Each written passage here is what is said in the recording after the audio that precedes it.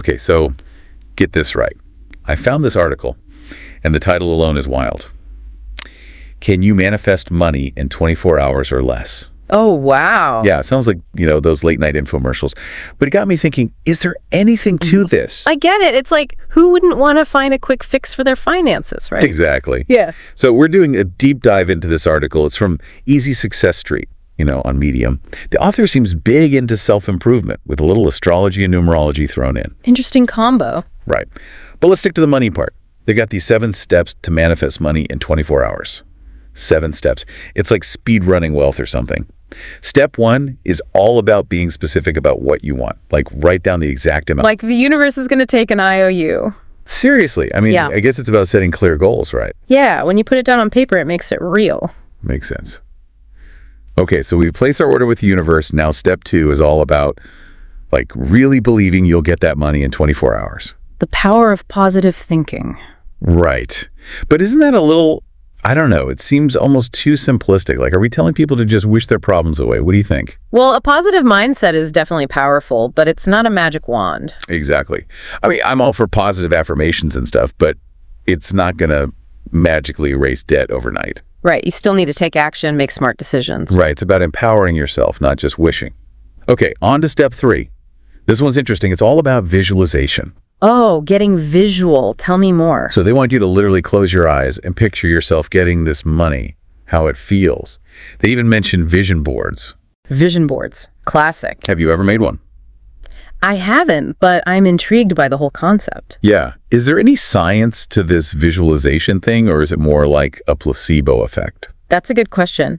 There's actually some research that shows that when you visualize something consistently, your brain actually starts creating pathways that make it feel more achievable. So you're kind of like priming your mind for success. Exactly. It's like a mental rehearsal. Fascinating. Yeah. It's not magic, but it's still pretty powerful stuff. All right, on to step 4, and this one's all about gratitude. A classic for a reason. For sure, but they take it up a notch. They're saying, be grateful for the money you're about to receive. Interesting. So even before it arrives. Yeah, like pre-celebrating a financial windfall that hasn't happened yet. Is there a risk of getting ahead of ourselves? I think it's more about shifting your mindset, you know, from a place of I am open to receiving. So instead of stressing about bills, you're focusing on the feeling of abundance, even if you have to imagine it for now. Right. It's like that saying, where attention goes, energy flows. I like that. Yeah. Okay, so we've got our intention set. We're feeling grateful. What's next? Let's hear it. What's step 5? Okay, step 5 is where they bring in something called inspired action. Inspired action. Yeah, so at first it sounds like they're saying, hey, you still got to put in some effort, which, okay, fair enough. But then they get kind of vague, Yeah. Like they suggest checking your email, responding to messages, that kind of thing. Almost like just be open to unexpected opportunities to make money. It's almost funny, like the universe is going to deposit money in your account, but only if you remember to clear out your spam folder. Right. It's like that saying, luck is what happens when preparation meets opportunity. Oh, I like that. So it's not just about wishing for wealth, it's about being ready for it. Exactly. You have to be receptive, ready to act when the opportunity presents itself. So inspired action is less about winning the lottery and more about, updating your LinkedIn profile or brainstorming side hustles. Exactly. It's about aligning your actions with your intentions. I'm with you on that one. Yeah. Okay, 2 steps left. Step 6 is where they tell us to just let go and trust the process. Like, don't worry about the how or when. Definitely feels very manifestation heavy, doesn't it? It does. And there's something to be said for surrendering control, trusting that things will work out.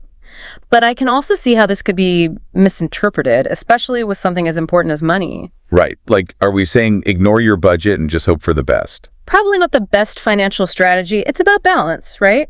Trusting the process, but also taking practical steps. So maybe it's not about ignoring the how and when entirely, but more about not getting bogged down by them. Set your intentions, take action, and then, trust that things will fall into place. Finding that middle ground between effort and surrender. Exactly. All right, final step, step 7, is all about staying positive, keeping those vibes high. Yeah. Basically, don't let any negativity sabotage your money manifestation mojo. Okay. Again, good advice in general, even if we're not talking about, overnight riches. Absolutely. A positive mindset is essential for pretty much everything, especially finances. When you face challenges with optimism, you're more likely to find solutions, right? Right. It's like they took this whole mystical idea of manifesting money and accidentally stumbled upon some really solid life advice. It's funny how that happens sometimes, right? It really is. Okay, so even if we don't buy into the whole 24-hour manifestation thing, this article gave us a lot to think about. For sure. Setting intentions, visualization, gratitude, taking action, trust in the process, and staying positive. That's a pretty good recipe for, well, anything really. It's about taking control of your own narrative, realizing that your thoughts and actions directly affect your reality. Well said. Okay, we've talked about the 7 steps, but let's do a quick deep dive on some of the more interesting points. Let's start with the visualization thing. Earlier you mentioned there might be some actual science behind it. Can you expand on that? Of course. So research is ongoing, but there's growing evidence that visualization can have a real impact on our brains and behavior. Studies have shown that when you vividly imagine yourself doing something, your brain actually reacts in a similar way to if you were physically doing that thing. Wow, so you're saying our brains can't really tell the difference between a really strong imagination and real life? In a sense, yes. And that's where the power of visualization comes in. When you repeatedly visualize yourself achieving a goal, you're essentially giving your brain a mental workout, making that goal feel more attainable. So like training your mind for success, one visualization at a time. Okay, that makes the whole vision board thing seem a lot less out there now. It's not about magic, it's about tapping into the power of your own mind. I like it. Okay, another point I wanted to touch on was the focus on gratitude. This article takes it to another level, suggesting we should be grateful for money we haven't even received yet. Right. But even if we leave aside the whole manifesting thing, I'm curious about the impact of gratitude itself. What's the science say about that? There's a lot of research on the benefits of gratitude, and it goes beyond just feeling good. Studies have linked gratitude to improved mental and physical health, stronger relationships, increased resilience, all sorts of positive outcomes. Wow, that's amazing. Yeah. So being grateful is good for us on so many levels, even if it doesn't magically attract wealth. Absolutely. It's about shifting your focus from what you lack to what you have, and that can have a huge impact on your overall well-being. It's like they say, gratitude turns what we have into enough. And sometimes that shift in perspective can open up so many possibilities. Okay, one last thing before we move on. This whole idea of letting go of the how and when. It's one thing to surrender to the process, but don't we still need to be in control of our finances? 100%. Letting go doesn't mean neglecting your financial responsibilities or throwing out all common sense. It's about finding a balance between trust and taking real action. So not just blindly hoping for the best, but surrendering the need to micromanage every single detail. You got it. Finding that sweet spot between effort and letting go. I like that. Okay, we've covered those specifics pretty well. Anything else we want to pull from this article before we wrap up? It's funny, right?